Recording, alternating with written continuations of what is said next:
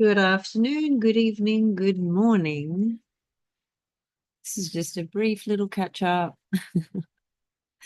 just seeing how everyone's doing after the full moon in Leo. Just thought I'd jump on very, very quickly. I know there'll be some night owls. Most people that watch me are from the Northern Hemisphere. I know it's quite late for you guys, depending on where you are exactly. But anyway, here I am if you want to have a chat. I'm going to ask any questions. If you can hear me and see me, I know there's one watching at this point. Oh, three now. Can you just give me a thumbs up that you can hear me okay? Always just like to check that so that I'm not talking uh, into thin air, so to speak. Apart from that, how is everybody doing? Main reflection that I was thinking about this morning was post full moon mood, and more specifically, Mars, because Mars is still in quite a difficult position. So the thing is, right, I mean, wherever Mars is for you, hey, Debbie, thanks for giving me the wave. I'm assuming that means you can hear me, which is great. Um, Mars's cycle is around about 2 years, right? So on this particular occasion, Mars has gone retrograde.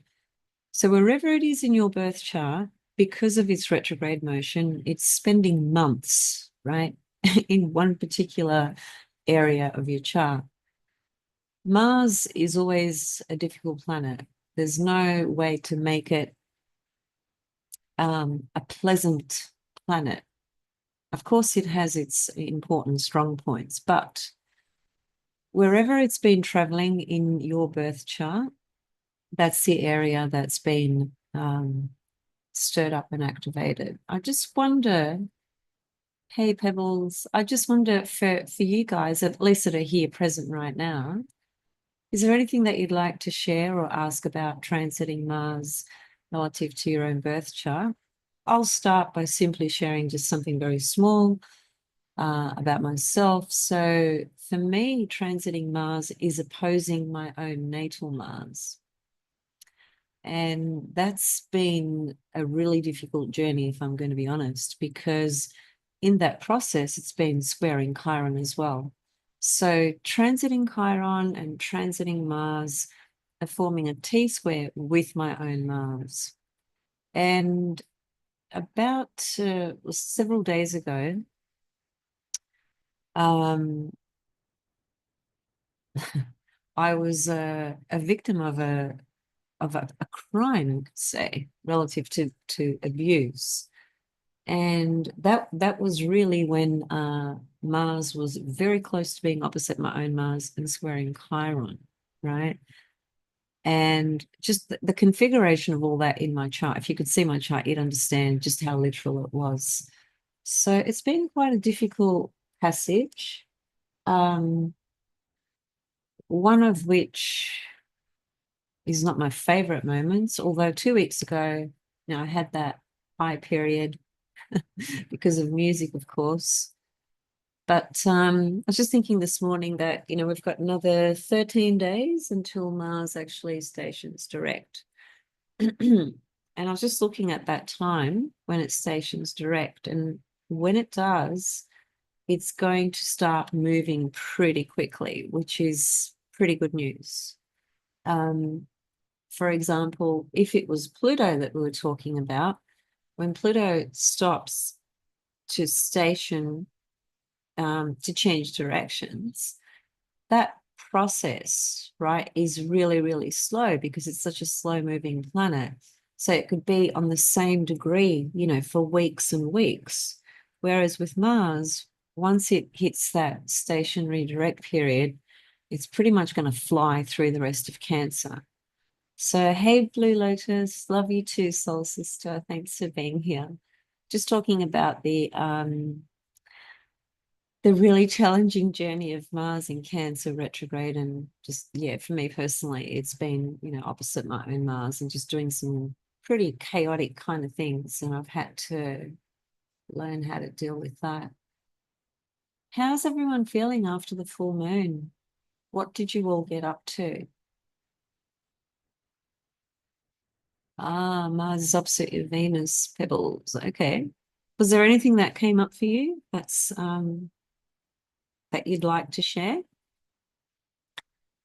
Depending on, oh, hang on, Venus is 20. So I suspect then that's probably a three passage, Mars going over Venus, opposing Venus three times. I think when you get the inner planets, which generally move very fast, but when you have them retrograde and then they form a particular, especially a hard aspect, to something very personal in the chart, and that passage is three times, I think that's usually much more important than just Mars passing over Venus just once, for instance. That the three-time passage tends to be pretty challenging, actually, depending on the nature of the planets involved. Mars and Venus, though, look, I mean, it could just be love and passion and eroticism and desire, and it could be, some headbutting in certain love affairs or relationships. It can be so many different things. It just depends on the individual. Um,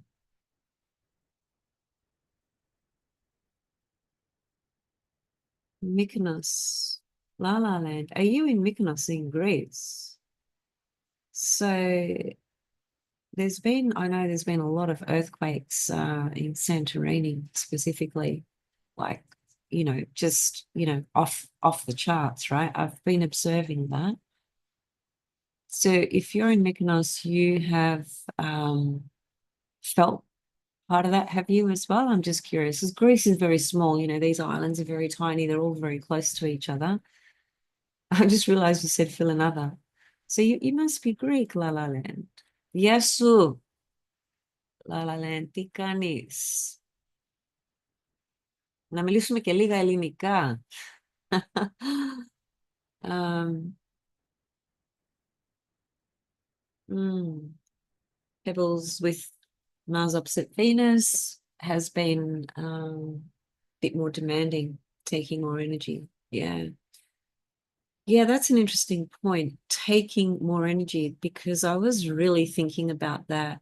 I've been thinking about that a lot actually the last couple of weeks, which is why I did a live several days ago and I basically called out, a vampire, not like too specifically. Some people knew who I was talking about though, because I was just reminded of the taking of energy, the violation that can occur. Yeah. So, uh,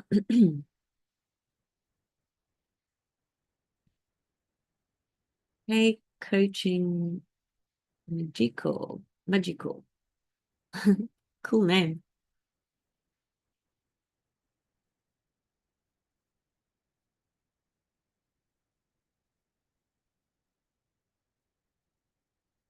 Full moon conjunct Saturn, Blue Lotus. I can't imagine that would have been super nice, but please prove me otherwise. If it was, I'd love to hear something positive, because so far everyone I've spoken to hasn't really had a jolly good Leo time with the full moon in Leo. By the way, it was the degree that it was at pretty much places it in Leo in the Babylonian zodiac as well, because the difference between the Babylonian and the tropical Western zodiac is about 23 degrees, right? So the full moon in Leo was a full moon in Leo in both systems, which I think is really interesting.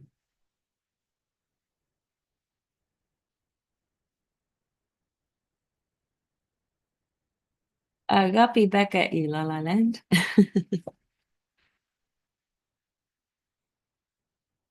Ashley. Okay, you're gonna have to excuse my ignorance. I don't even know where that place is that I don't even know how to pronounce that. Yucatan? Can you tell me where that is? I'm sorry, I've never heard of it, but I'm fascinated.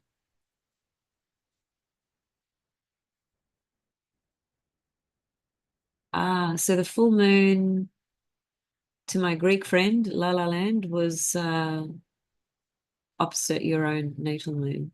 Yeah. It's actually opposite my own moon as well. Not as close as yours because I've got an Aquarius moon, but at 12 degrees. Nevertheless, that full moon was opposite my full moon as well. Mexico. Cool, cool, cool. I've never been to Mexico. Would love to go there one day. I've seen a lot of countries in the world. I've been very blessed in that way, but there's still so many that I haven't seen that I'd love to see.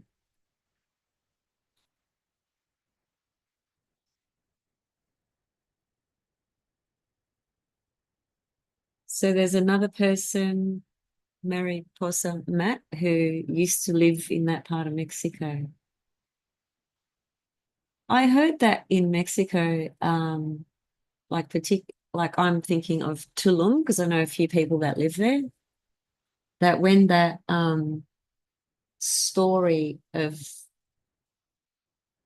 the COVID broke out, it didn't even exist there. That's what people told me that were living there. Just wondering, was that your experience? That person who lived there for 5 years? Just curious. Um,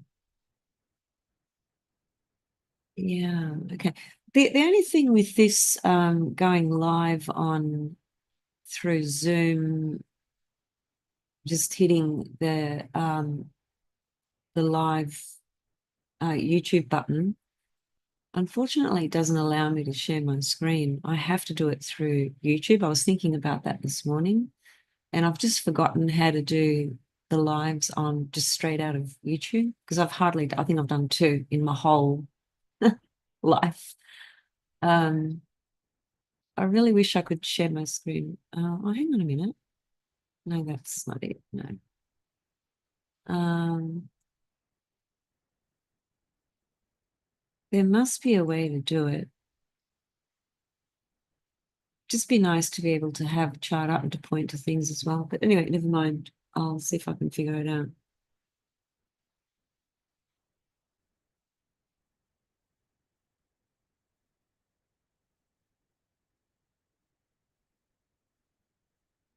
Hmm. Blue Lotus, yeah, that's a really powerful experience, isn't it? If you had that kind of message.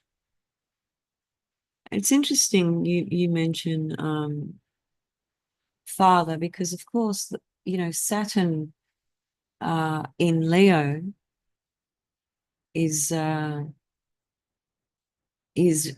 what I've seen often with people who have Saturn in Leo. They have a particularly interesting relationship with the father. Just use that word to keep it simple.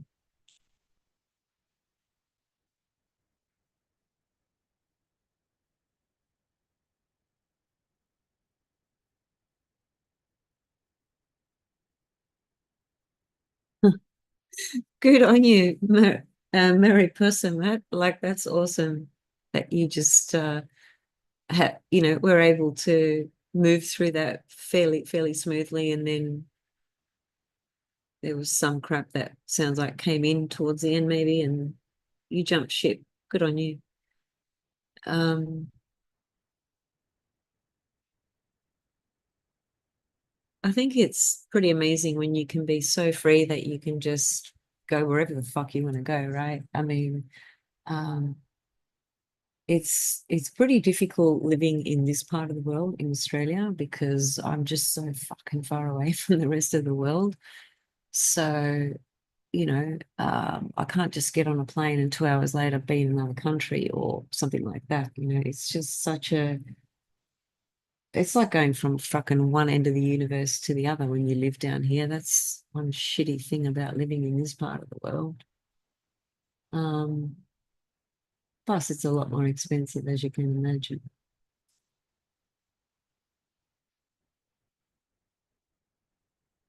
Yeah, Blue Lotus, it is debilitated in Leo if you go by that system of essential dignities and abilities. Yeah, Saturn is not particularly happy because it's the opposite sign to Aquarius, right? And Saturn rules Aquarius. And think about Leo. Um, it's about expressing the heart, love, creativity, joy.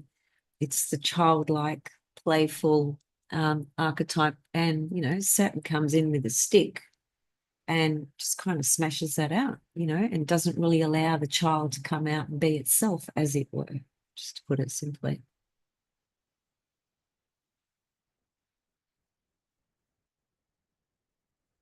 Yeah, the US is, what can I say? I feel for you guys there. But admittedly, I think every country really has its pretty dramatic issues. We're just in such significant transitional periods, collectively, cosmologically, from small cycles to medium cycles to huge cycles. There's just so much change that everything still feels extremely chaotic. And I think it will for a little while yet. Um, and when I say little, I don't mean a few months. It's going to be a while before things find that homeostasis, if you like, a bit more balance. There's just still so much crap that needs to be cleared out. And frankly, I think, Pluto and Aquarius, it's not going to be a smooth ride. I mean, it has enormous potential to unite humanity, but there is just so much division, in people on the planet, um, that it's near impossible to bring unison because of what people believe, what people want to believe.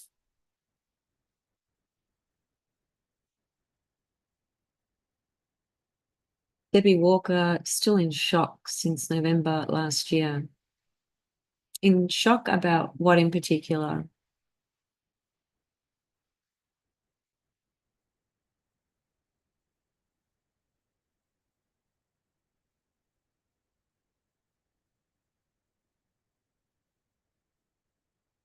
Yeah, okay. Blue Lotus, about your father. You know that I feel tremendous empathy around that. And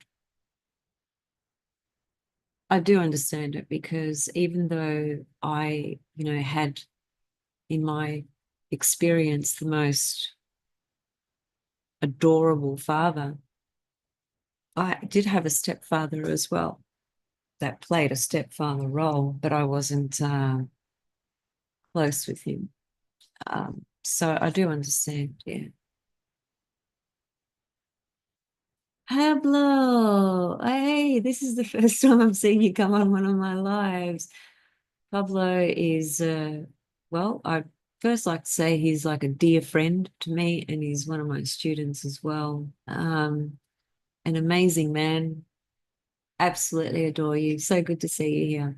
Nothing has been smooth for the last couple of months here in Death Valley. Yeah. Yeah. The election. Debbie Walker. Okay, got it. Yep. Yeah. Yeah, somebody posted a comment under my full moon video just yesterday, and I can totally empathize. I was considering deleting the comment because it was a bit of a downer, but then I thought, no, I'm not going to delete it. I'm going to just allow it and respond to it. And it was just an individual who is clearly going through, a really difficult time and was just not able to really appreciate anything that was being told in that moment, which I can understand. We all have these moments where things seem so bleak. There's not much that can really help us in a particular moment at certain times, where I felt that, we've all felt that at times. And no full moon is going to fucking change that, If anything, it's going to highlight it because that's what the moon does. She's an illuminator, She just puts the spotlight on it all.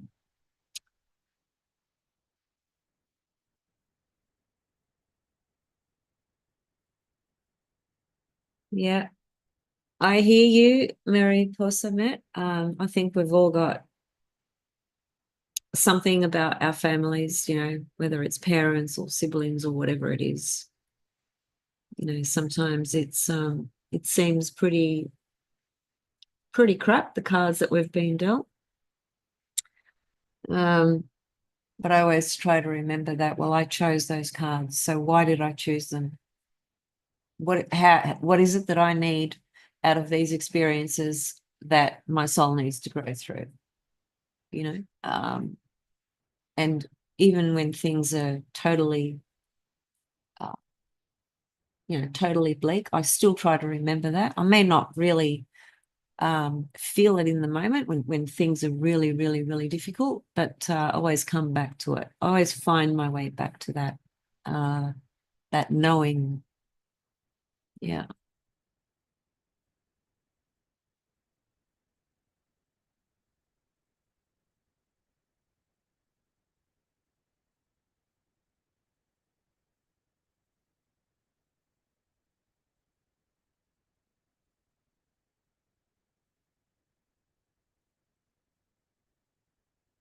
Um, Blue Lotus. It's a very important question that you ask. And I think because I'm really weighed down at the moment by a lot of things happening around me, um, it's probably better I don't answer that question because it won't come from a really objective space within me. It'll come from much more of a personal space, and I don't want to say something from that space that is just purely my own experience at the moment. I've got enough awareness to kind of keep that in check with myself. So if I was to step out of that and just separate myself, I would say yes, but it's going to be a while. I think it's going to be a while. Um, yeah, because I think Pluto in Aquarius is going to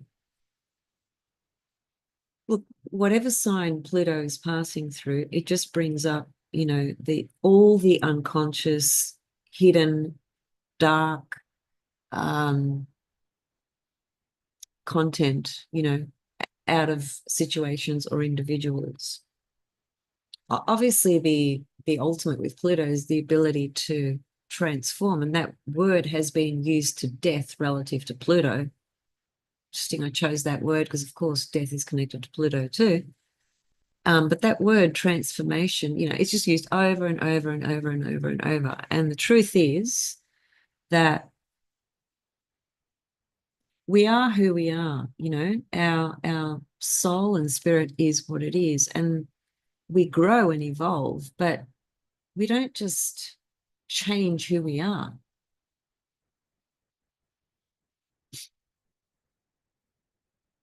Sometimes we can make certain adjustments, certain changes. And that typically happens when a crisis occurs and we've got no fucking choice. I don't think that's a personal opinion either. That's pretty standard. We all are really honest about life.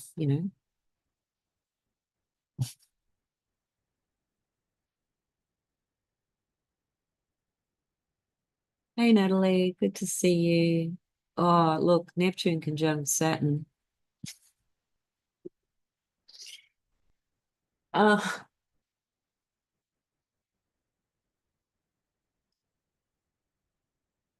in Aries, to be perfectly honest, I think it's gonna be quite difficult for a lot of us. First of all, Saturn is in fall in Aries. It's not happy in that sign at all. Not at all. Neptune and Aries pretty much have nothing in common.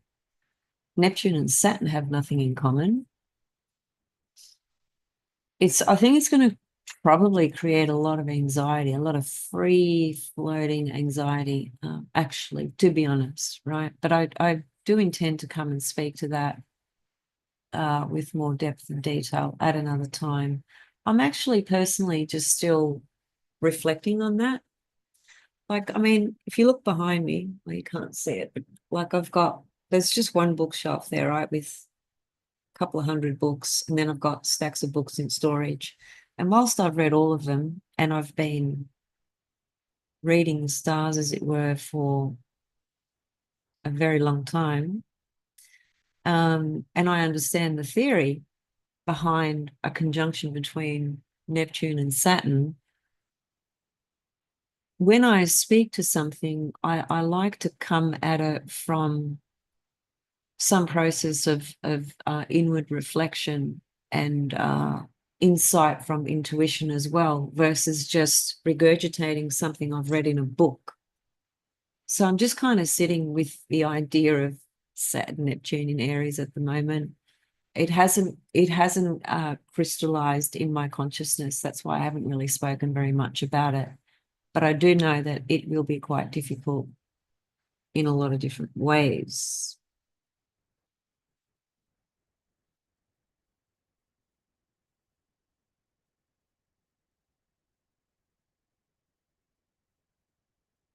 Yeah, this is to Pablo. When a planet like Pluto, um, or any of the outer planets for that matter, the slower moving planets, when they transition into a new sign, the intensity or the frequency of that archetype, that planet, and everything it symbolizes it's kind of like it's new ground, right? It's new territory, even though it was there at some other point. Well, Pluto in Aquarius was there 248 years ago. So that was a long time ago, right? And life has changed a lot in 248 years. So even though Pluto has been in Aquarius before, we're also at a very different time in history. Now, a lot of people try and track what's happened historically, and that can be very beneficial from a collective perspective because you do see certain trends and waves of things that come in, but there's always going to be something new that comes in as well because Pluto is the planet of evolution, you know, and transformation. So Pluto at the very early degrees, of Aquarius, it's stirring up a lot of unknown things. Think about the world of technology, and the darkness that is being born out of that. So it's a shaky kind of time, when a planet like Pluto, the slowest moving planet, just gets into a sign. It's got to ruffle and shake a lot of shit up, if I can put it like that. It's shaking up and stirring up the unconscious, and it's bringing up things that have been hidden for a very long time. So yeah, it's going to create some fucking waves. And trust me, we haven't even seen just the tip of the iceberg of what Pluto and Aquarius is going to be. It's going to expose some things that we never thought possible. You'll see. Mark my words, you will see it. And it'll be very specifically in groups. Keep in mind that a group is basically when you've got two or more, like more than two people, that's a group. Like three people, that's a group. Two people is a couple. One person is a single person, right? So anything more than two. So when I say groups, it doesn't necessarily have to be, a group of thousands. It can be, and it will be, but it might just be a group of three. So imagine, what's going to come up, what's going to be uncovered.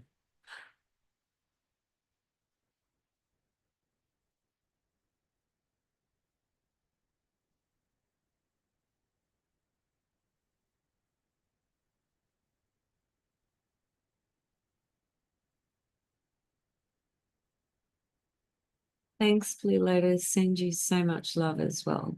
Right back at you.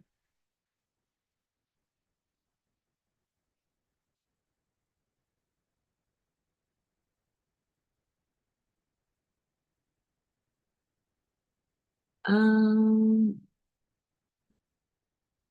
La La Land, you're talking about Irvington. I know who you're talking about, but what do you mean? Says it's not good, Saturn and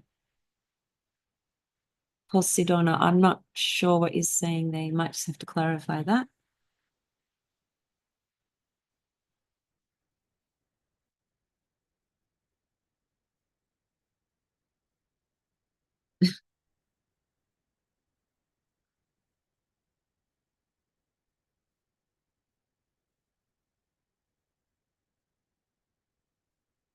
So Debbie Walker with the Cancer ascendant, how's the Mars been for you? Depending on what degree your ascendant is, if you're using a quadrant house system, perhaps the Mars has been moving back and forth, into the 12th ascendant first, just depends. But yeah, Mars in the 12th is a very difficult transit, especially when Mars is um, troubled, retrograde, in fall. Yeah, the difficult Mars. And, I was saying at the very beginning, for those of you that jumped on a bit later, that so Mars, has a 2 year cycle. So generally it will only spend a few weeks in one area of your chart. And, for the most part, as it moves through a house, depending on the house in your birth chart, whether that's um, got some challenging things happening in it or, whatever's going on. But generally speaking, Mars will just zoom through, each house pretty quickly, like a few weeks' time. And generally it'll just energize that area of life. But at this point, at this present moment, because Mars has been retrograde for a while and it's been in Cancer for a while, and it was opposite Pluto and it's square Chiron, put all that together and the duration, we're talking about a really difficult Mars transit, for months. It's not just a couple of weeks, it's fucking months, which is, not super easy.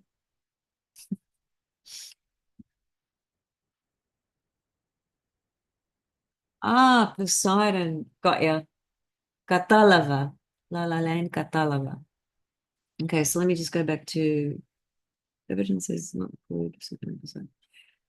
Yeah, okay. So what you're saying is that Overton, his reference to Saturn and Neptune together, I'd expect that he would have nothing good to say about that. No surprise at all. I know Overton's book very well. I've had it for years, and his interpretations are very bleak, but often fucking spot on. So I do pay attention to what he says, definitely.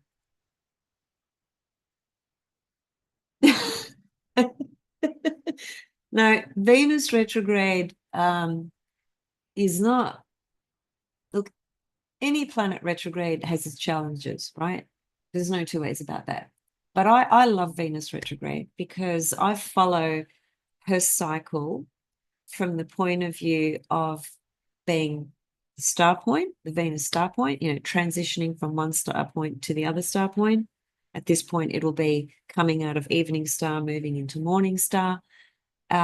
She has something called a heliacal phase, which is her disappearance and then reappearance.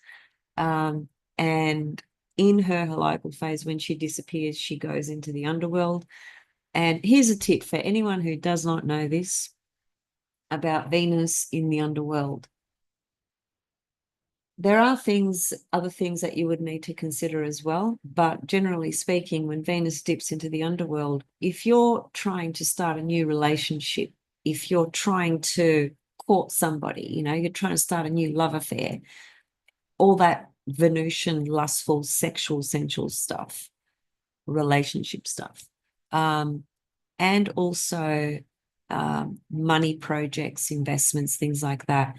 it's likely all to go to shit, because Venus in the underworld, she is not connected to the material earth plane. She's not connected to any of that sort of stuff. She's actually purging and purifying herself.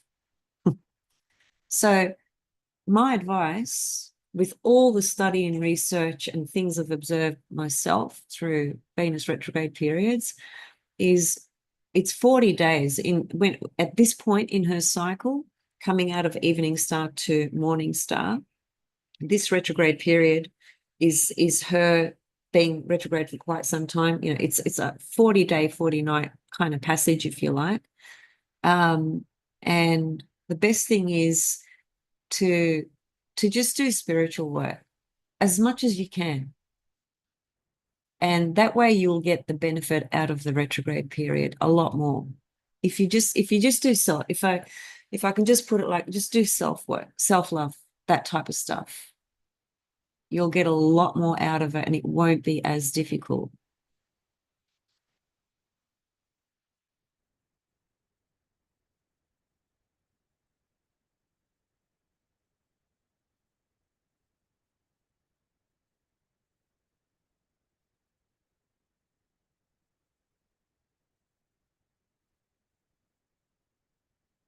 Natalie, when you say he's been sick constantly, do you mean like the whole time you've had him due to the planetary configurations you're speaking to, or do you mean just more recently?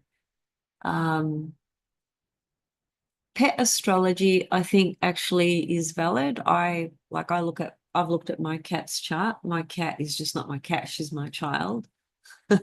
Um, and actually, I'm glad you brought this up, because my cat has Mars in Cancer. So she's having a Mars return, and she's been very, very, very extra emotional, extra sensitive, extra moody, extra attached, extra pissed off, since Mars has been in Cancer, because it's her own Mars and it's opposite my Mars. So it's hilarious. Pet astrology does work. I really believe that.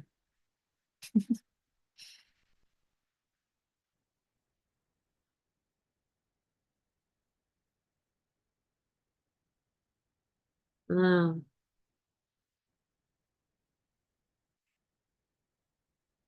yeah. 13 years, that's a long time. That that must be so freaking stressful, because, my cat has had little pockets of, difficulties, vet visits and whatnot. And, when that happens, like to her in my life, I don't focus on anything. My whole energy is just all, devoted to her. It's so painful to watch them be in pain and suffer. So I really empathize with you.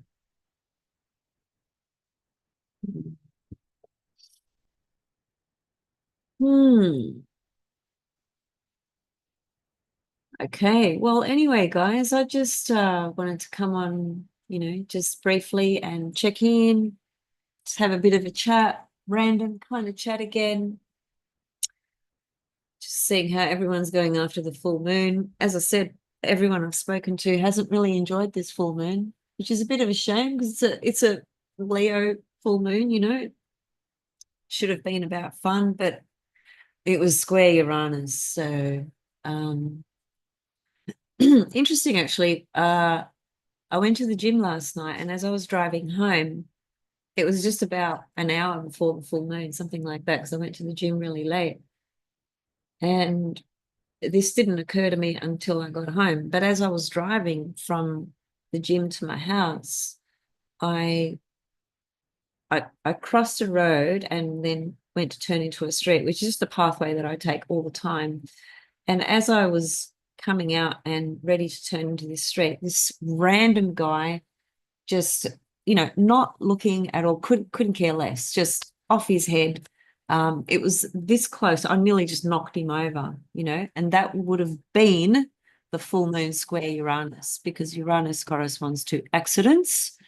But luckily I was on guard, and I was sort of observing my environment. And it was nighttime as well. So it's not like it was broad daylight and I could see him from miles away. He just literally, jumped up in front of me, and I just pretty much stopped. And I just said to him, mate, I said, be careful, be careful. And he was just, in his own world. But, all that could have taken was just a couple of seconds of not seeing him. And then I could have hit him and it wouldn't have been my fault. But then imagine the trauma, fuck that just, so anyway, when I got home, I thought, there's that full moon square Uranus. Could have been that, but fortunately nothing happened. Just an example, like these are the sorts of things that we can observe and learn from when things are going on in the sky, right? The best way to learn is to observe your environment, what's happening around you. That's the best way to learn astrology. You can read 5 million books, and I'm telling you now, if you don't draw the observation correlation, you'll just have knowledge and theory in your brain, but it won't mean anything, you see? That's the Gemini part. Reading books, Gemini, right? Speaking. The Sagittarius part, that's what brings meaning to everything that you learn. How do you obtain meaning? Through experience.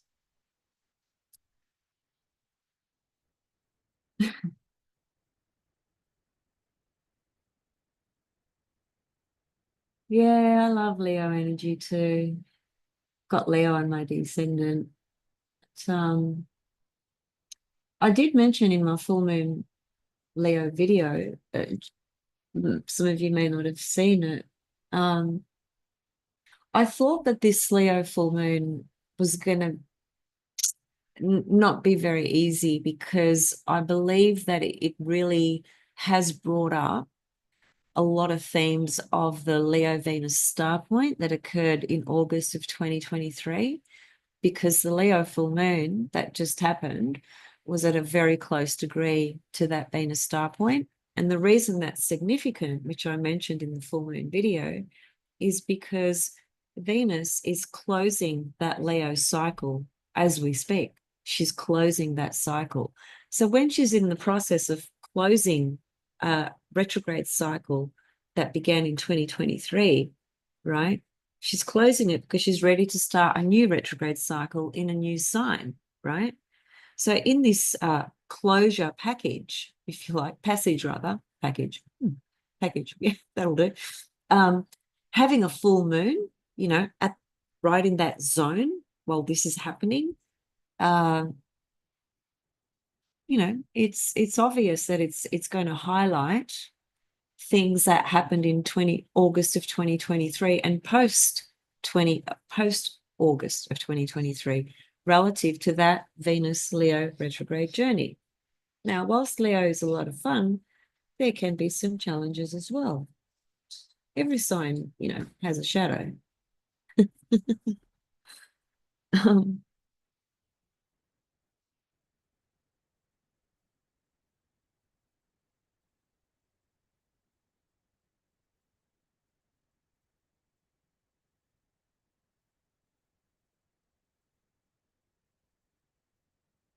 okay, I don't know what the hell that means. I'm not even going to bother with that.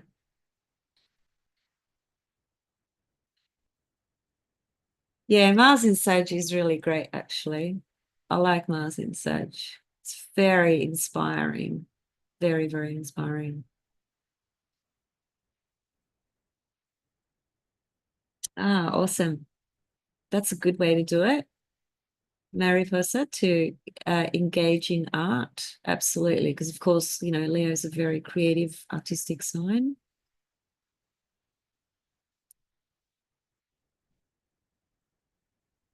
That's so beautiful, Blue Letters. I wish I was there to see it. I'd love to see you dance. And with your daughter, how gorgeous. That's actually, I've said this before anyway.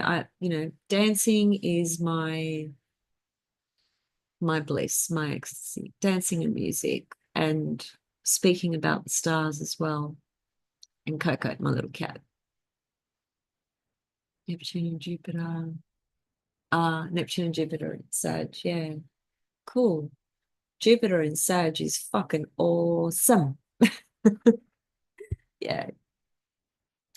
I do believe that that system of essential dignities and debilities, when Jupiter is debilitated in the chart,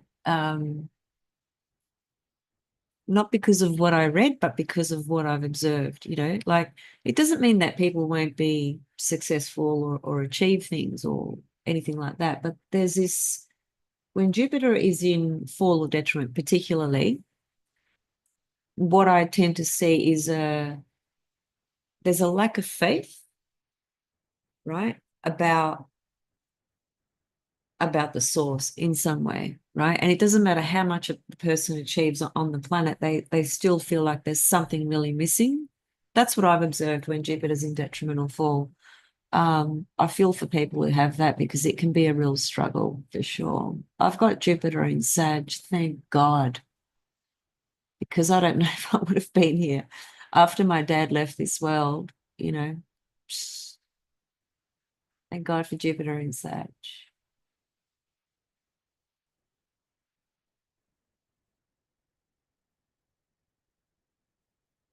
Oh, congratulations to Date Meld, if I'm pronouncing that correctly. You were proposed to. How sweet is that? I think that's becoming more common now, isn't it? Girls proposing to guys. I'm not really into conventional marriage personally, but whatever floats one's boat, basically, you know, that's it. Whatever makes people happy. Hi from Denmark. Shake a leg, let's boogie. Yeah, fuck it, actually. On that note, blue letters, yeah. I definitely felt that the dancing and ballet is just it's just so Neptune and Venus. So beautiful.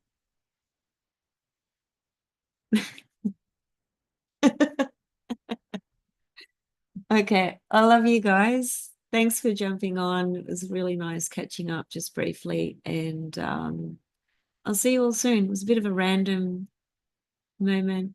Sending you all so much love. Thanks for all your comments and questions. And Natalie, I hope things improve with your little baby boy. I'm not even sure if you're still there, but if you are, yeah, I, I just know how painful that is. Love you all, guys. Take care. Thanks for being here. See you soon.